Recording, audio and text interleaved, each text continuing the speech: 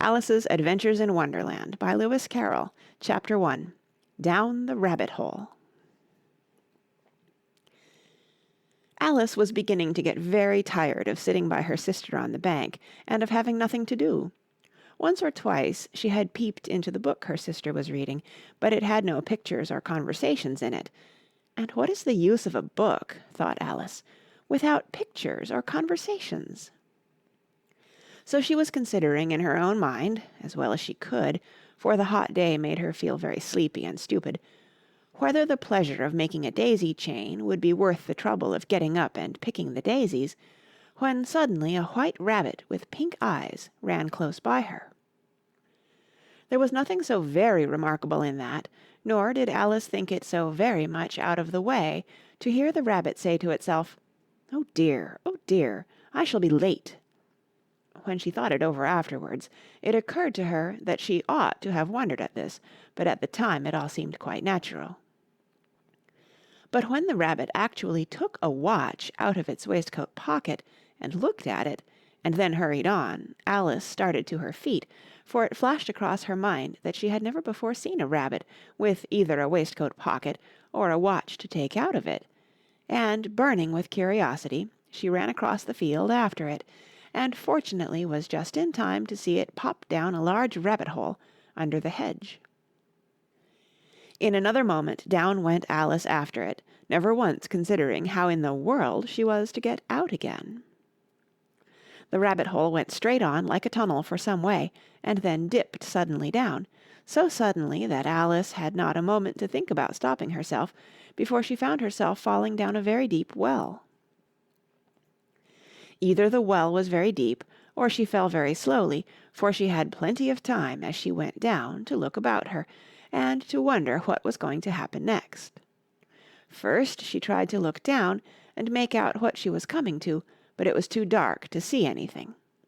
Then she looked at the sides of the well and noticed that they were filled with cupboards and bookshelves. Here and there she saw maps and pictures hung upon pegs. She took down a jar from one of the shelves as she passed. It was labeled Orange Marmalade, but to her great disappointment it was empty. She did not like to drop the jar for fear of killing somebody, so managed to put it into one of the cupboards as she fell past it. Well, thought Alice to herself, after such a fall as this, I shall think nothing of tumbling downstairs. How brave they'll all think me at home. Why, I wouldn't say anything about it, even if I fell off the top of the house. Which was very likely true. Down, down, down. Would the fall never come to an end? I wonder how many miles I've fallen by this time, she said aloud. I must be getting somewhere near the center of the earth. Let me see. That would be 4,000 miles down, I think. For, you see, Alice had learnt several things of this sort in her lessons in the schoolroom, and though this was not a very good opportunity for showing off her knowledge, as there was no one to listen to her, still it was good practice to say it over. Yes, that's about the right distance, but then I wonder what latitude or longitude I've got to. Alice had no idea what latitude was, or longitude either, but thought they were nice grand words to say. Presently she began again. I wonder if I shall fall right through the earth. How funny it'll seem to come out among the people that walk with their heads downward. The antipathies, I think. She was rather glad there was no one listening this time, as it didn't sound at all the right word. But I shall have to ask them what the name of the country is, you know. Please, ma'am, is this New Zealand or Australia? And she tried to curtsy as she spoke. Fancy curtsying as you're falling through the air. Do you think you could manage it? And what an ignorant little girl she'll think me for asking. No, it'll never do to ask. Perhaps I shall see it written up somewhere. Down, down, down. There was nothing else to do, so Alice soon began talking again. Dinah'll miss me very much tonight, I should think.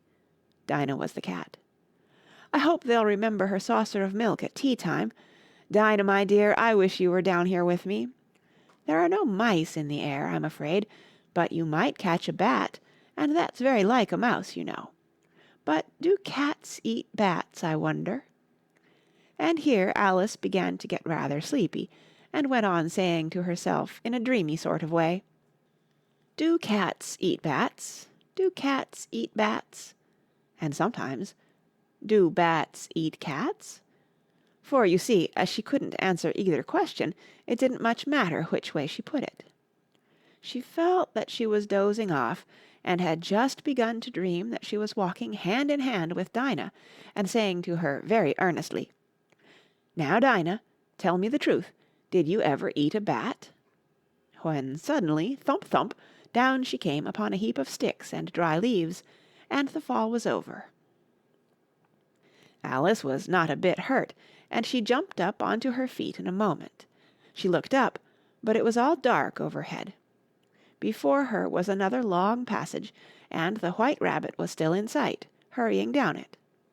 There was not a moment to be lost. Away went Alice like the wind, and was just in time to hear it say, as it turned a corner, "Oh, my ears and whiskers, how late it's getting!" She was close behind it when she turned the corner, but the rabbit was no longer to be seen.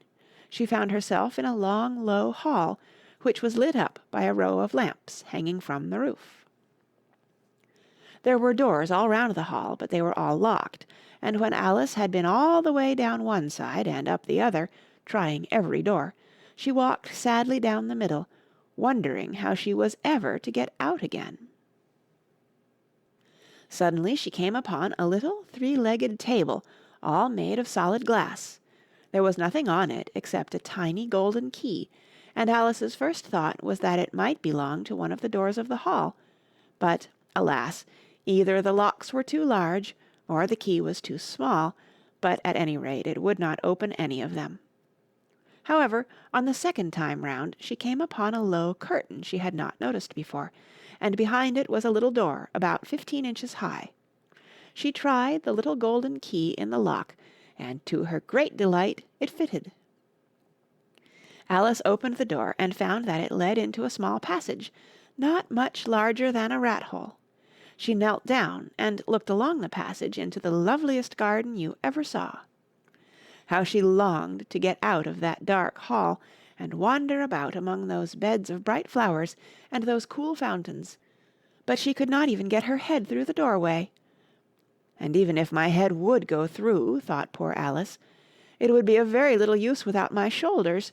Oh, how I wish I could shut up like a telescope. I think I could, if I only knew how to begin." For, you see, so many out-of-the-way things had happened lately that Alice had begun to think that very few things indeed were really impossible. There seemed to be no use in waiting by the little door, so she went back to the table, half hoping she might find another key on it, or at any rate a book of rules for shutting people up like telescopes. This time she found a little bottle on it. "Which certainly was not here before," said Alice. And round the neck of the bottle was a paper label, with the words, "Drink me," beautifully printed on it in large letters. It was all very well to say, "Drink me," but the wise little Alice was not going to do that in a hurry. "No, I'll look first," she said, "and see whether it's marked poison or not."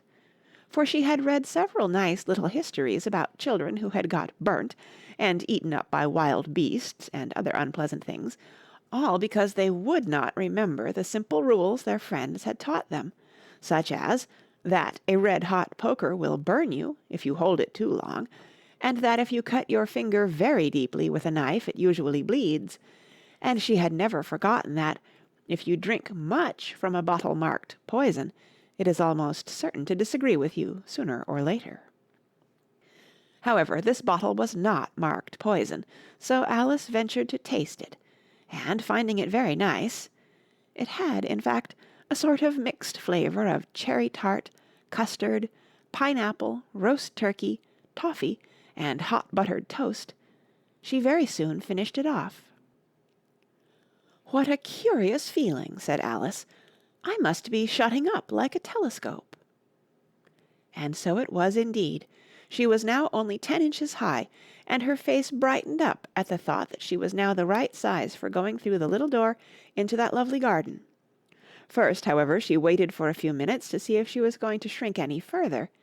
She felt a little nervous about this.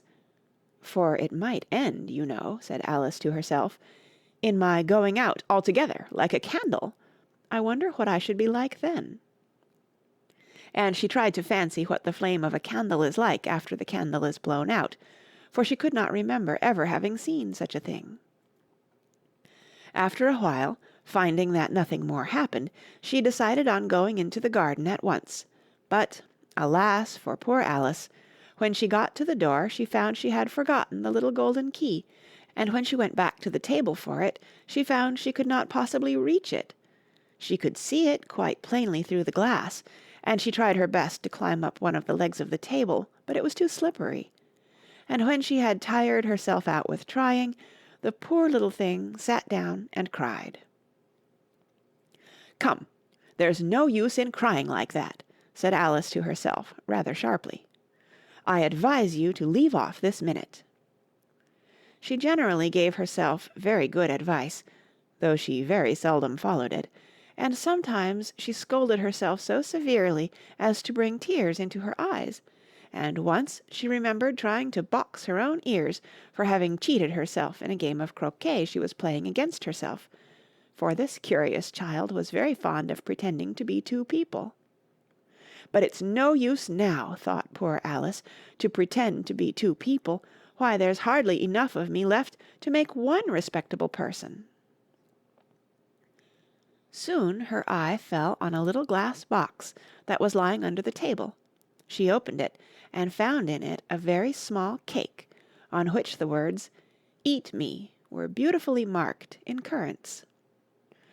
"Well, I'll eat it," said Alice, "and if it makes me grow larger, I can reach the key, and if it makes me grow smaller, I can creep under the door, so either way I'll get into the garden, and I don't care which happens." She ate a little bit, and said anxiously to herself, "Which way? Which way?" holding her hand on the top of her head to feel which way it was growing, and she was quite surprised to find that she remained the same size. To be sure, this generally happens when one eats cake, but Alice had got so much into the way of expecting nothing but out-of-the-way things to happen, that it seemed quite dull and stupid for life to go on in the common way. So she set to work, and very soon finished off the cake.